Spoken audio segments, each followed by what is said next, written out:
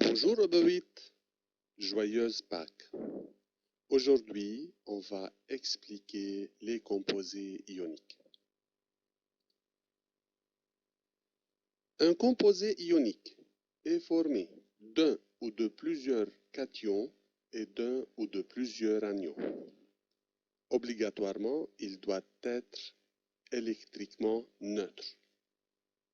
Pour qu'il soit neutre, il faut que la quantité de charge portée par le ou les cations soit égale à la quantité de charge portée par le ou les anions. Bien sûr, deux charges de signe contraire s'attirent. Il faut que tu retiennes qu'un atome ou un groupe d'atomes qui gagnent des électrons forment un ion négatif, appelé anion. Si l'atome a perdu des électrons, l'ion formé est positif et appartient à la famille des cations.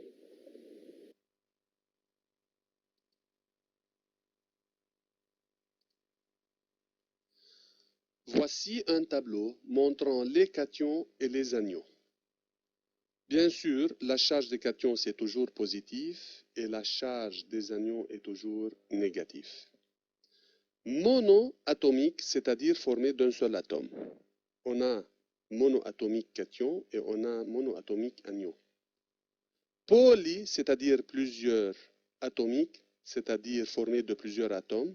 On a des polyatomiques cations et on a des polyatomiques des anions. Di, c'est-à-dire deux. Diatomique formé de deux atomes. Maintenant, exemple, monoatomique cation, ion sodium. Cation polyatomique formé de plusieurs atomes, on a l'ion hydronium H3O+. Monoatomique anion, ion sulfure S2-. Diatomique anion, c'est-à-dire formé de deux atomes, OH-. Polyatomique anion, c'est-à-dire formé de plusieurs atomes, on a ion sulfate SO4-. Voici la nomenclature des cations monoatomiques. H+, ion hydrogène. Li+, ion lithium. Na+, ion sodium. K+, ion potassium. Mg2+, ion magnésium. Ca2+, ion calcium. Al3+, ion aluminium. La nomenclature des cations polyatomiques, formés de plusieurs atomes. NH4+, ion ammonium. H3O+, ion hydronium. Anion monoatomique. F-, ion fluorure. Cl-, ion chlorure. O2-, ion oxyde. S2-, ion sulfure. N3-, ion nitrure. P3-, ion phosphorure. Maintenant, des anions polyatomiques. OH-, ion hydroxyde. NO3-, ion nitrate. CO3 2-, ion carbonate. SO4 2-, ion sulfate. HCO3-, ion hydrogénocarbonate ou bien ion bicarbonate. MnO4-, ion permanganate. PO4 3-, ion phosphate. Cr2O7 2-, ion dichromate. Une remarque pour l'ion sulfate. Soit l'ion polyatomique. Poly, c'est-à-dire plusieurs atomes, formés de plusieurs atomes, appelé ion sulfate de formule SO4 2-.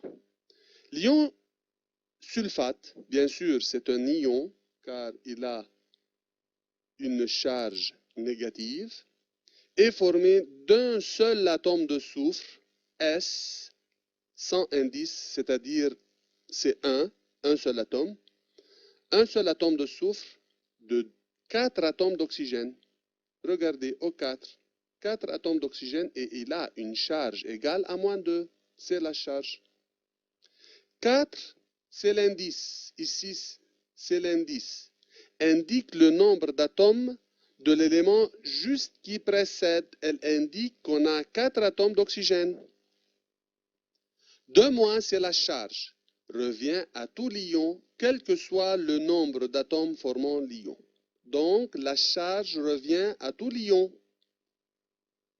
Si on a 5 SO4 2-, 5 est appelé coefficient, il revient à tous les éléments et à la charge aussi. Donc 5 revient à tout l'ion avec la charge.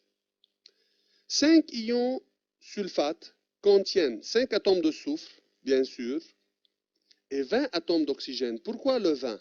Car 4, l'indice multiplié par 5, c'est 20.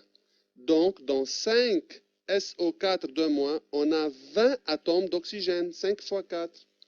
Et leur charge totale est égale à moins 10. Donc, je multiplie le 5 avec 2-. La charge totale, c'est moins 10. On a le droit de changer seulement le coefficient, mais jamais l'indice ou la charge. Je peux changer le 5, mais je ne peux pas changer le 4 ni le 2-. C'est la figure de l'ion sulfate. La balle en jaune représente le soufre. Les 4 balles en rouge représentent l'oxygène, 4 atomes d'oxygène, avec la charge 2-. Pour cela, la formule de l'ion sulfate, c'est SO4 2-.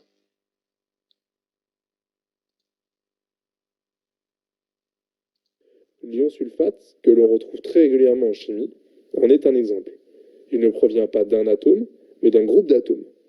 En analysant sa formule chimique, on peut dire qu'il provient d'un groupe d'atomes composé d'un atome de soufre et de 4 atomes d'oxygène.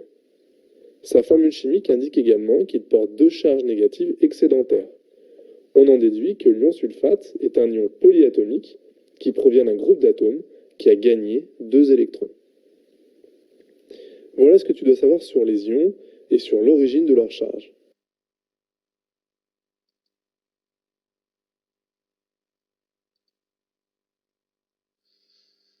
Maintenant, on va expliquer la règle d'entrecroisement. Cette règle comporte 2 étapes. On écrit le symbole du cation, ion de charge positive, suivi du symbole d'anion, ion de charge négative. Deuxième étape, la charge du cation doit être égale à l'indice de l'anion et vice-versa. Formule chimique ou statistique. Elle indique le nombre d'atomes de chaque genre d'éléments qui forment le composé ionique.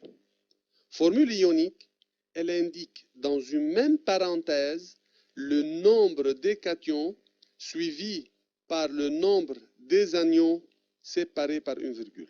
Comment ça? Regardez cet exemple.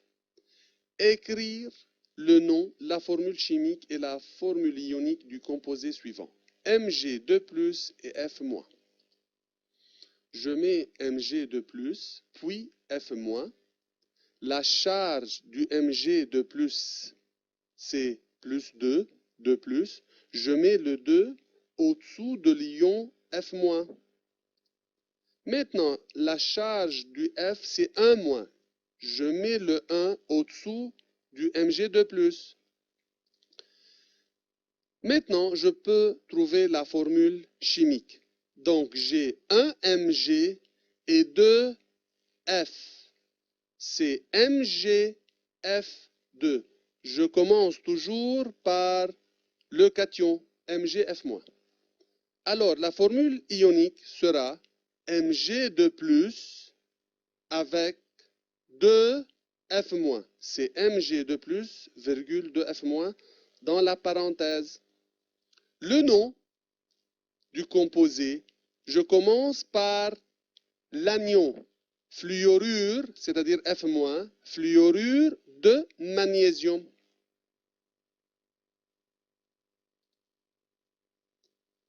Enfin, les élèves, vous devez préparer cette application. Merci bien.